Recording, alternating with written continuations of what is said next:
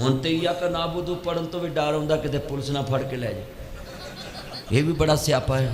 सच्ची गल कर रहे कारी साहब, बड़ी गल है जी। भी ध्यान ना पढ़िया करो, वेख लिया करो सज्जे खबे कोई वर्दी वाला तो नहीं बैठा। इय्याका नाबुदू व इय्याका नस्ताईन इन्हां दा बस नहीं चलता है, फातिहा जो कढ़ देन। जिन्ना मजमा बैठा मेरिया गल्लां खरियां तवज्जो मेरे वाल रखनी, थके तो नहीं ना आते।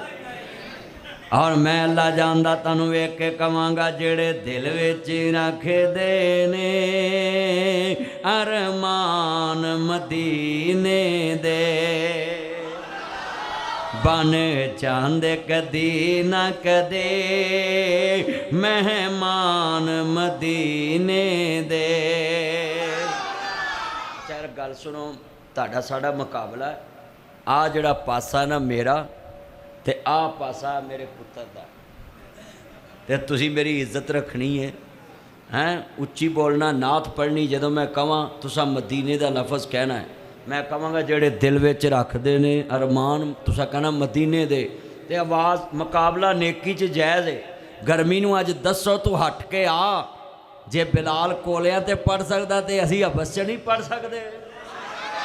लै जरा पेड़ पै गया अज मेरा तुहाडे नाल।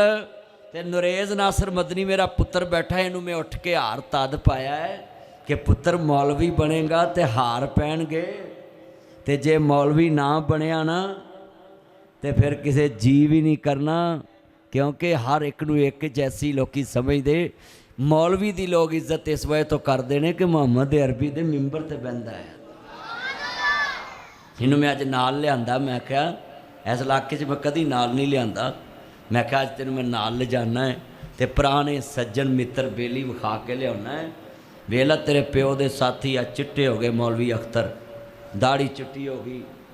तो जिन्ने तुसी दोस्त मैनू कई बंदे पुछते तेनू दाड़ी चिट्टी नहीं हुई। मैं कहा भी मौलवी अख्तर मेहनत करके खांदा, मैं रोज़ एसी चो निकल के एसी च वड़ जाना, तो मैनू चिट्टे कित्थों हो जाना। सच्ची गल, मौलवी जिहड़ा मशहूर हो जाए वोदियां पंजे नहीं 20 घ्यो च हुंदियां।